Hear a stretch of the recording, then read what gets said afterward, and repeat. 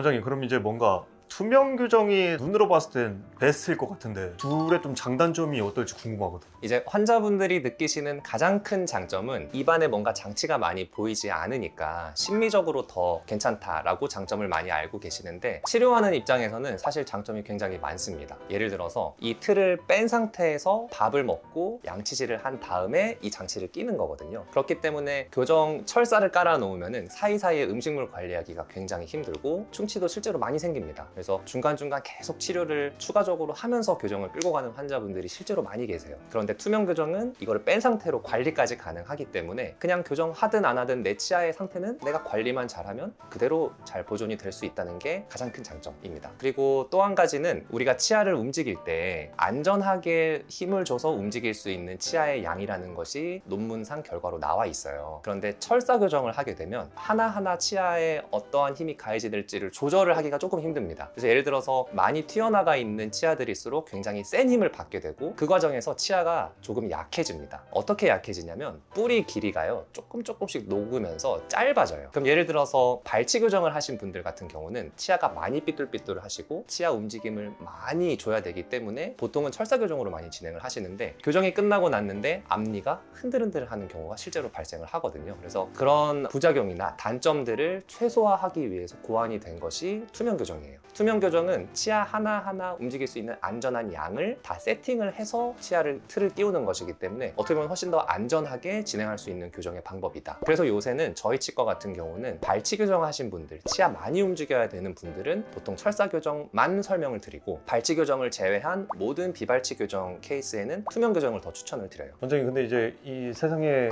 좋은 것만 있는 게 아니잖아요. 그래서 투명 교정에도 좀 단점이 있을 것 같은데 어떤 게 좀 있을까요? 맞습니다. 투명 교정이 장점만 있는 치료법이었다면 철사 교정 아예 없어졌겠죠. 투명 교정의 대표적인 단점은 아까 말씀드린 장점을 뒤집으면 단점이 되는데요. 치아 하나하나에 줄 수 있는 안전한 힘만 준다는 것이 장점임과 동시에 치아에 아주 강한 힘을 줄 수는 없다는 게 단점이에요. 그렇다 보니까 치료 기간이 철사 교정에 비해서는 조금 길어질 수 있어요. 그래서 예를 들어서 치아를 많이 움직여야 되는 발치 교정의 경우에는 투명 교정으로 진행을 하면은 기간이 막 4년, 5년씩 걸리는 경우도 발생을 하거든요. 그렇기 때문에 그런 부분에서는 당연히 기존 방법인 철사 교정이 훨씬 더 장점이 있는 것이고요. 사실 그 기간이라는 것을 제외하고 본다면은 투명 교정이 여러 가지로 점점 기술도 발전을 하고 있고 데이터베이스도 많이 쌓이고 있기 때문에 거의 대부분의 측면에서 투명 교정이 장점을 가집니다. 그리고 또 한 가지의 조금 아쉬운 단점이라고 한다면은 아직은 저희가 이것을 직접 장치 제작을 의뢰를 해서 저희도 비용을 내고 가져와서 환자분께 붙여드리는 구조이다 보니까 철사 교정에 비해서는 비용적으로 아직은 조금 차이가 있는 그런 부분도 투명 교정이 좀 비싸다는 그런 단점도 가지고 있는 것 같아요. 그럼 뭔가 당장 이 치아가 좀 못나서 스트레스가 심하지 않은 분들이면 그냥 투명 교정을 하는 게 낫다고 좀 생각이 드네요. 그렇죠. 크게 치아가 틀어지지 않은, 보통 결국 환자분들이 생각하실 때 앞니 6개예요. 위에 6개, 아래 6개가 삐뚤삐뚤하면 교정하고 싶어 하시고, 어금니가 아무리 이상하게 물리고 안 물려도 앞니가 가지런하면 교정 생각 안 하시거든요. 그럼 결국에는 앞니의 배열을 가지런하게 해드리는 게 어떻게 보면 환자분의 만족도는 가장 높이는 방법이기 때문에, 그래서 그런 부분에서는 투명 교정만으로도 효과를 거의 대부분 보고 있습니다. 원장님, 그러면 만약 투명 교정 장치 한다 했을 때 막 임플란트도 막 미국계 있고 국내산도 있고 막 종류가 엄청 많잖아요.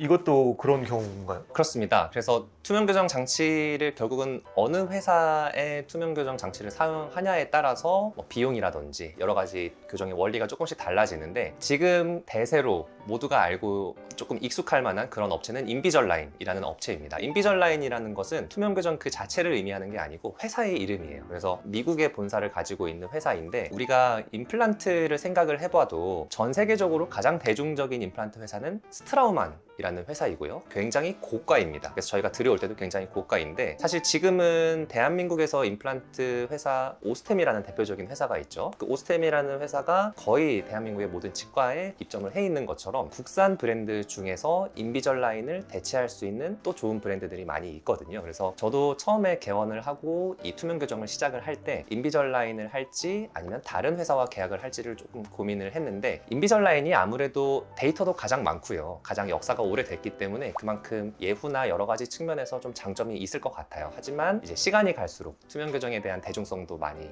높아지고 또 비용적으로도 환자분들한테 조금 더 접근성이 있게끔 좀 매력이 있게끔 라인을 구축을 하기 위해서 저희는 국내 회사랑 계약을 해서 투명 교정을 진행을 하고 있습니다. 이제 인비절라인 같은 경우는 첫 번째로는 비용적으로 굉장히 많이 비쌉니다. 아직은 경쟁 업체들이 많이 등장하지 않은 탓이기도 하고 저희가 장치를 들여오는 것만으로도 최소한 한 400만 원 정도는 원가를 생각을 하거든요. 근데 요새 철사 교정 여러분들 생각해 보시면 거의 250에서 혹은 뭐 300만 원대, 비싸야 한 400만 원대 정도를 하는 거랑 감안을 해보면 인비절라인으로 교정을 진행하는 경우는 교정 비용이 터무니없이 높게 책정이 되기 때문에 이거는 환자분들께 권해드리기는 조금 그렇다라고 저는 생각을 했고요. 그래서 이제 국내 업체, 저희가 계약하는 업체는 시스루 얼라이너라는 업체입니다. 이 업체는 사실 교정 장치의 단가를 많이 낮출 수 있기 때문에 그만큼 환자분들께 더 저렴한 가격으로 투명 교정을 진행을 하실 수 있게끔 그렇게 해서 선택을 하게 됐습니다. 원장님, 제가 이제 생각하기로는 원장님도 그냥 인비절라인처럼 이 고가의 장치를 갖고 와서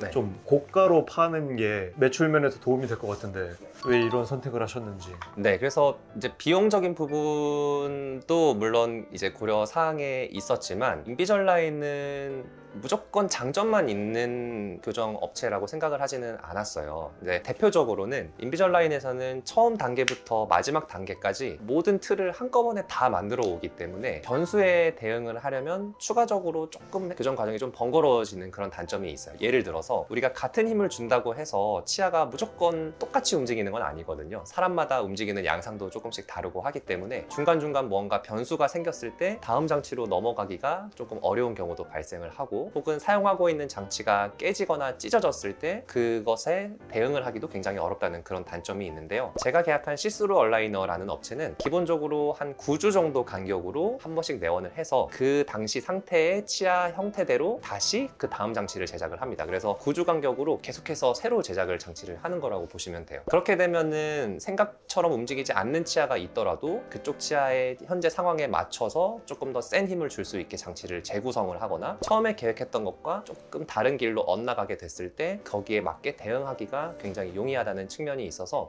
이제 그런 부분에서 시스루 얼라인은 굉장히 강점이 있다고 저는 판단을 했습니다. 원장님, 이것도 갑자기 궁금해진 건데 이게 좀 어린 친구들이 교정할 때나 성인이 할 때랑 시기에 따라 추천하시는 게 또 달라지나요? 맞습니다. 되게 예리하게 질문을 주신 게 어린이들 소아 청소년의 경우는 그 잇몸 그 뼈가 조금 더 말랑말랑해요. 그래서 치아 움직임도 굉장히 용이합니다. 그런데 아까 전에 투명 교정의 원리 중에서 치아를 안전하게 조금씩 힘을 줘서 움직이는 게 투명 교정이라고 말씀을 드렸잖아요. 그래서 소아 청소년 학생들은 사실 투명 교정을 진행을 하면은 철사 교정과 거의 비슷한 효과가 날 정도로 치아의 움직임이 굉장히 원활하고 용이한 그런 부분이 있습니다. 네, 그래서 그런 경우는 오히려 철사 교정을 진행을 했을 때 이렇게 뭔가 빠르게 혹은 세게 움직이는 게 나중에 이 아이가 어른이 되었을 때 뭔가 좀 트라우마가 생기거나 혹은 치아가 좀 흔들리는 치아가 생기거나 그런 부분들을 좀 최소화하면서 진행을 할 수 있겠다라고 생각을 해서 특히나 소아청소년 학생들에게는 투명 교정을 더 많이 추천하거나 권유를 드리고 있어요. 원장님, 그럼 이 투명 교정 장치를 이제 사용하게 되면 이 관리나 어떻게 하면 오래오래 잘 쓸 수 있는지. 기본적으로 투명 교정 장치라는 것이 한 번 끼고 막 몇 달씩 지내는 게 아니고요. 보통은 1주에서 2주일 정도를 낀 다음에 그 장치는 따로 보관을 하거나 버리고요. 그 다음 장치를 새 장치를 갈아 끼우는 것이기 때문에 그렇게 오래오래 막 관리를 해서 보관을 하거나 할 것은 특별하게 없습니다. 다만 두 가지 부분에서 조금 노력을 해주셔야 되는 부분이 있는데 이것은 모든 투명 교정 하시는 분들에게 해당이 됩니다. 첫 번째는 식사를 하시고 양치질을 제대로 안 했는데 그냥 장치를 끼시는 분들 같은 경우는 오히려 음식물이 치아 사이에 딱 박혀서 그대로 남아있는 결과가 될 수도 있어요. 그렇게 되면은 또 그것이 나름대로 안 좋게 작용을 해서 충치가 생기는 그런 부작용이 생기게 될 수 있을 것 같고, 두 번째는 식사를 할 때 뺐다가 양치질까지 하고 다시 껴야 되잖아요. 이제 그런 뺐다 꼈다 하는 과정이 조금 힘드신 분이 있을 수도 있어요. 예를 들어서 학생인데 주변 친구들이 다 지켜보고 있고 내가 사춘기인 학생인데 막 입안에서 뭔가를 이렇게 빼가지고 통에다가 담고 다시 이거를 끼우고 하는 게 너무 부끄러워하는 그런 학생들은 확실히 투명 교정의 협조도라고 하죠. 장치를 잘 껴야지 치아가 움직이는 거니까 그런 협조 협조도가 좀 떨어지는 경우도 발생을 하는 것 같고,